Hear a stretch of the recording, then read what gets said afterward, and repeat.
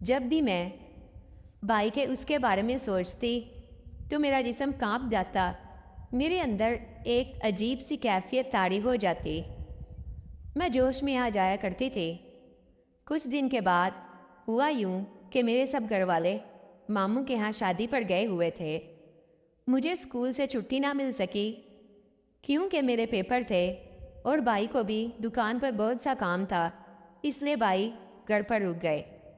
اب ہم دونوں بہن بھائی گھر پر تھے اور اکیلے تھے۔ بھائی نے جب مومنہ کو بتایا کہ سب گھر والے جا چکے ہیں تو مومنہ بھی اسی وقت گھر آ گئی۔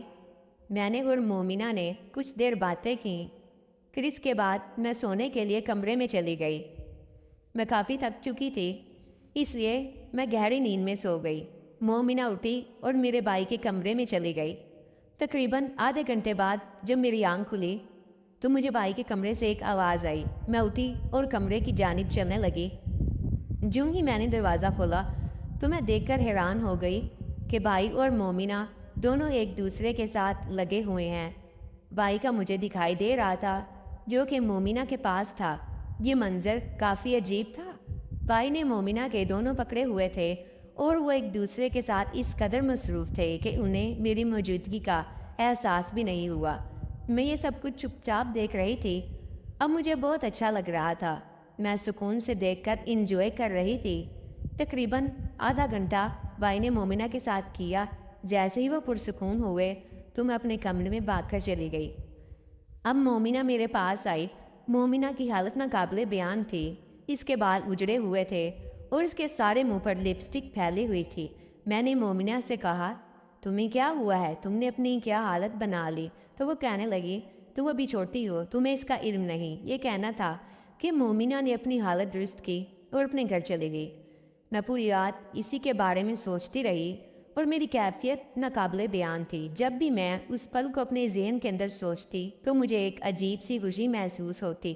اس میں کوئی شک نہیں تھا کہ مجھے بھی وہ سب کچھ چاہیے تھا جو مومنہ کر رہی تھی۔ یہ سوچتی سوچتی میں سو گئی۔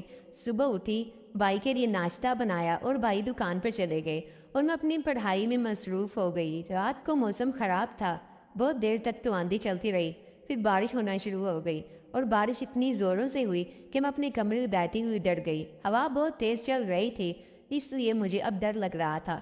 میں بھائی کے کمرے میں چلی گئی اور کہا، بھائی کیا میں آج یہاں سو سکتی ہوں؟ مجھے اپنے کمرے میں بہت ڈر لگ رہا ہے۔ بھائی نے کہا، ہاں سو سکتی ہو تم، یہ بھی بھلا کوئی پوچھنے کی بات ہے۔ یہ کہنا تھا کہ میں بھائی کے ساتھ ایک بیڈ پر لیٹ گئی۔ بھائی نے کہا، میرا سر بہت درد ہو رہا ہے، تم پلیز مجھے تھوڑا سا دبا دو۔ میں نے کہا، جی بھائی، جیسے آپ کا حکم۔ میں بھائی کے پاس بیٹھ گئی اور بھائی کا سر دبانے لگی۔ بھائی موبائل پر مومنہ سے واٹس ایپ پر بات کر رہے تھے۔ میں نے بھائی کو دبانا شروع کر دیا اور ساتھ ساتھ مومنہ اور بھائی کی چیٹ بھی پڑھ رہی تھی۔ اب کچھ دیر کے بعد بھائی کو نیند آ گئی اور بھائی سو گئے۔ میں نے کمرے کا دروازہ بند کیا اور کھڑکیاں بھی بند کر دی۔ اب میں سونے کی تیاری میں تھی۔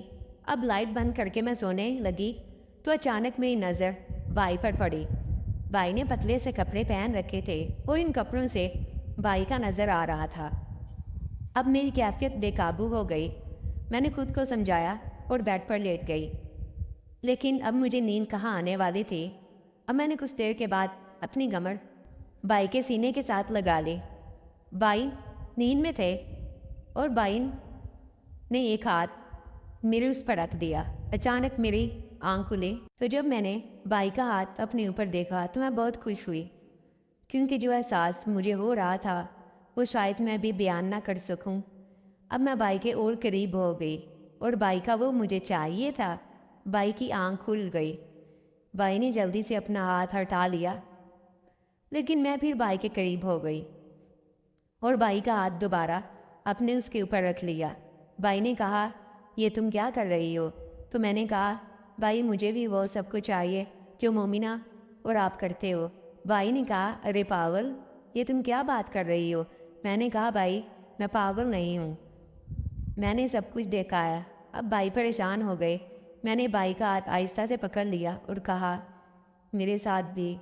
بھائی نے منع کر دیا تو میں نے کہا، میں گھر والوں کو بتا دوں گی۔ بھائی نے کہا، تم ایسا کچھ نہیں کرو گی۔ تو میں نے کہا، تو میں جو کہہ رہی ہوں وہ پورا کر دو۔